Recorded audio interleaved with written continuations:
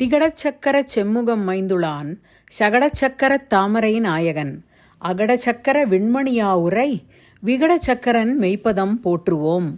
வணக்கம். அரிதாக பாடப்பட்டுள்ள பெண்பால் பிள்ளைத்தமிழின் அழகிய பருவங்களுள் ஒன்றே காமநோன்பு பருவமாகும். இதுவும் ஆண்டாள் பிள்ளைத்தமிழ் ஒன்றில் மட்டுமே காணப்படுகின்றது. முழுமையான பருவமாக 10 பாடல்களால் இது பாடப்பட்டுள்ளது. திருமாலின் ராமாவதாரம், கிருஷ்ணாவதாரம் ஆகியவற்றின் ஒப்பற்ற தொன்மங்களையும் ஆண்டாள் பாடியுள்ள நாச்சியார் திருமொழியின் அழகமைந்த கருத்துக்களையும் தன்னகத்தே கொண்டு தனிப்பெருமை வாய்ந்து விளங்குகின்றது இந்த காமநோன்பு பருவம்.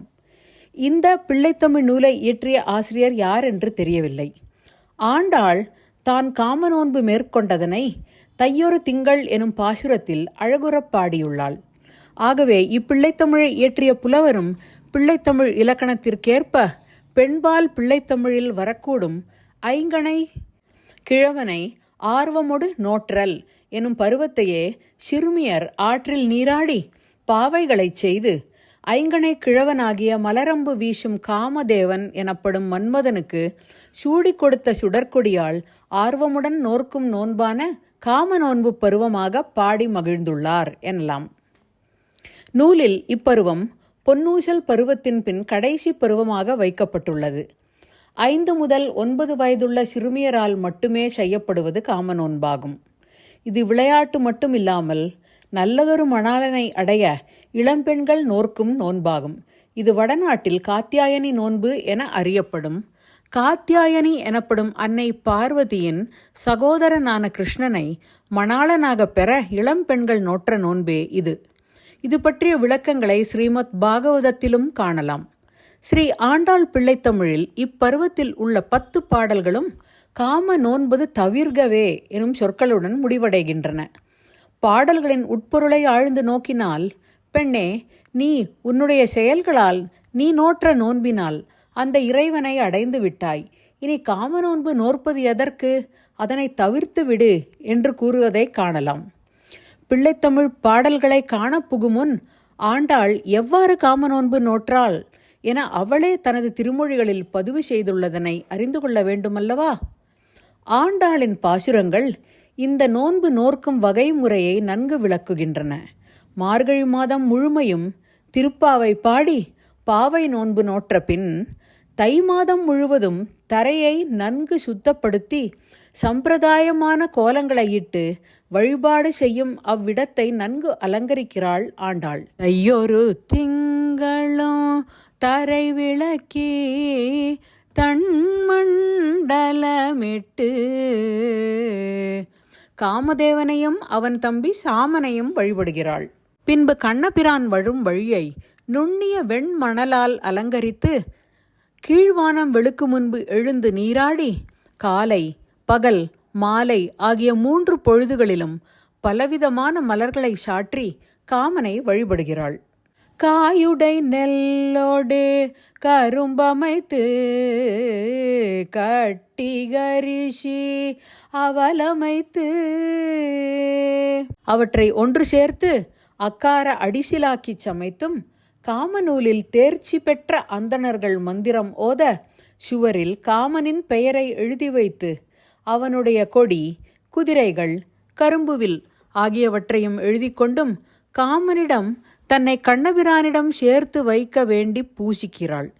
இவ்வாறெல்லாம் செய்தவள் மானிடவர்க்கென்று பேச்சுப்படில் வாழகில்லேன் கண்டாய் மன்மதனே என்றும் அவனிடம் தனது உறுதியையும் தெரிவிக்கிறாள்.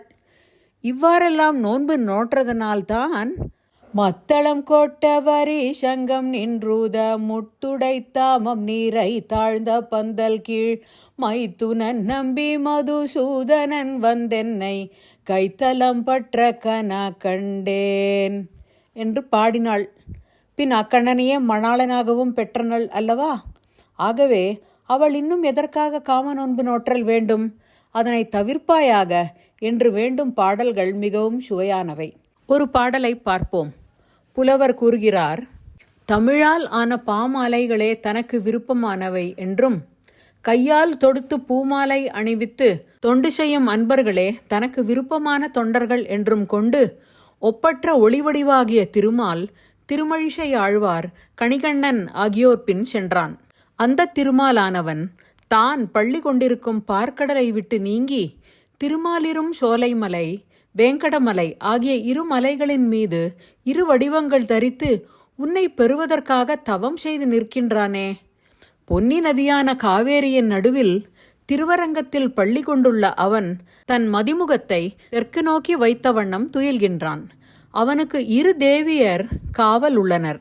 இருப்பினும் தேவ அமுதத்தினையும் சிறந்த செல்வத்தையும் அடைய காவல்களை மீறிச் செல்ல யார்தான் தயங்க மாட்டார்கள்? அமுதம் போன்ற உன்னை அடைய அவன் இந்த கட்டுக்காவல்களால் தயங்கி நிற்பானா என்ன? இல்லை எனும் பொருள் தொக்கி நிற்கின்றது. புதுவை அந்தணர்களில் சிறந்தவரான ஸ்ரீவில்லிபுத்தூர் பெரியாழ்வாரின் புதல்வியே, இதனால் நீ காம நோன்பினை தவிர்த்தல் வேண்டும் எனும் கருத்து செறிந்த பாடல் இது. சொற்றமிழ் பாமாலை நாட்டியும் பூமாலை சூட்டியும் தொண்டு புரிவார் தொண்டர் நம் தொண்டரென்று அவர்கள் பின் தொடரும் ஒரு ஜோதி இரு கரையினோடும் எற்று தென் திரை மண்டும் பாலாழியுள் நின்றும் இடவகிரி செடகிரி மீது இருவராயுரையெய்த உச்சி மேல் மாதவம் இயற்றவே பொன்னி நடுவாய் உற்றுளான் மதிமுகம் தெற்குவை தன்னகருள் ஒருவரல இருவர் காவல் உம்பரமுதூ திருவும் எய்துதற்கு அவர்களே உலகத்தில் எதிர்கொண்டிடார் கற்றவர் புகழ்ந்த தென் புதுவை அந்தணர் புதல்வி காமனோன்பது தவிர்கவே அரிதருமாறர் திருமகளாய கோதையே காமனோன்பது தவிர்கவே என்பன பாடல் வரிகள். உன்னை அடைய அவ்வேங்கடவன் தவம் இயற்றுகிறான், நீ எதற்காக நோன்பியற்ற வேண்டும் என்று கூறி காம நோன்பினை அவள் தவிர்க்க வேண்டும் என வலியுறுத்தும் சுவையான பாடல் இது. ஐங்கணை கிழவனான காம வேளை ஆர்வமுடன் சிறு பெண்கள் வழிபடுவது என்பது தொன்று தொட்டு இருந்து வரும் வழக்கமாகும். இதற்கு பாவை நோன்பும் ஆண்டாள் திருப்பாசுரங்களுமே சான்றுகளாக உள்ளன. பிள்ளைத்தமிழ் இலக்கண நூல்கள் வகுத்த இலக்கணத்திற்கு பொருந்த சிற்சில பிள்ளைத்தமிழ் நூல்களிலேயே அவ்வருமையான பருவங்களை புலவர்கள் பாடி பதிவு செய்து வைத்துள்ளதனை காண்கிறோம். ஆகவே இவை படித்து போற்றி மகிழத்தக்கனவாக விளங்குகின்றன. இதனை வழங்குவது மீனாட்சி பாலகணேஷ். எனது இளம் நண்பர் மஞ்சுநாத் வேலு இந்த அழகான காட்சிகளை பாடலுக்கேற்ப வடிவமைத்துள்ளார். கண்டு களியுங்கள். திருச்சிற்றம்பலம். நமஸ்காரம். The next stage in the girl child's development is a stage wherein she is initiated into the tradition of observing a mild, playful version of praying for her personal life as well as for the benefit of the country she lives in. This is called Pavai Nonbu, where they make the image of Devi Parvati on the river banks using sand and pray for a good husband like Krishna and for the well-being of people around them in the country. This stage has been eloquently described in 10 poems by the unknown poet who has scripted Sri Andal Pillai Tamil. He or she has concluded each poem by saying, "Stop doing the penance, for you have already won his affection and love. In fact, he is doing penance on Tiruvenkatagiri and Tirumalirum Solaimalai to marry you.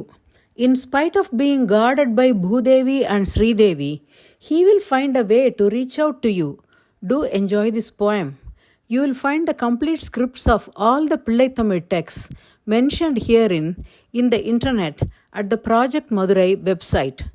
This was brought to you by Meenakshi Balganesh. The video and visuals are aptly and artistically arranged by my young friend Manjunath Velu. Thanks for viewing.